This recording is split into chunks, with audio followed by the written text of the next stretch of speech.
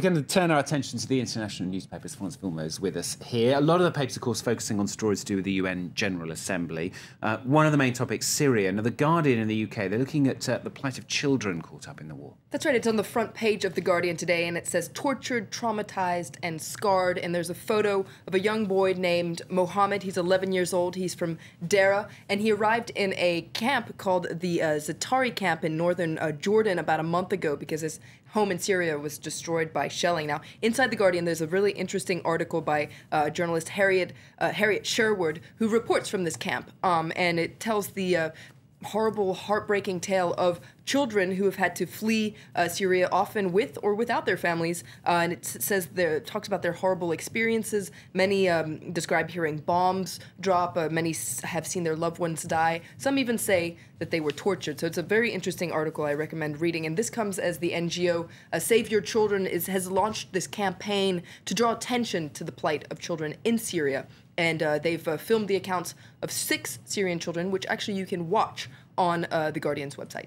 OK, sounds fascinating stuff. The Guardian kind of really going for it today. They also have an analysis piece about what the Syria conflict means for the UN. That's right. This is a piece by Julian Borger, who says that the mood today at the General Assembly is so sour that it's being compared to the Cold War. Now, the root of this bitterness is, of course, the worsening Syrian conflict, which has really divided the Security Council, and it's divided along very familiar lines. So, of course, China and Russia on one hand, Europe and the United States on the other. According to this article, if there were ever a moment of speaking up, it would be right now. But curiously enough, the key players are distancing themselves from the debate. For instance, Vladimir Putin and Hu Jintao aren't even going to show up. Barack Obama, in the meantime, is just going to have a flash visit. Now, the article says this isn't the Cold War, but there is definitely a corroding of high-level trust within the Security Council, and it couldn't come at a worse time because there's the looming threat of another Middle East conflict, this time between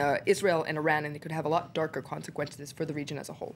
OK, another conflict going on, at least a mental one anyway. Tensions rising between China and Japan. This is over the disputed islands, of course, in the East China Sea. That's right. It's on the cover of China Daily. Again today, it's been on the cover a lot recently. And you see a photo of 2 ships, one from the Chinese side, one from the Japanese side, patrolling just around these disputed islands in the East China Sea. Now, a lot of papers are focusing on how the United States should be reacting right now because the United States has a security treaty that it signed with Japan. Now, according to China Daily, the United States should take a neutral stance, and it says that actions speak louder than words. And it says that the United States is seeking to improve its military ties with China because all this is part of an eastward shift in the United States' strategic focus.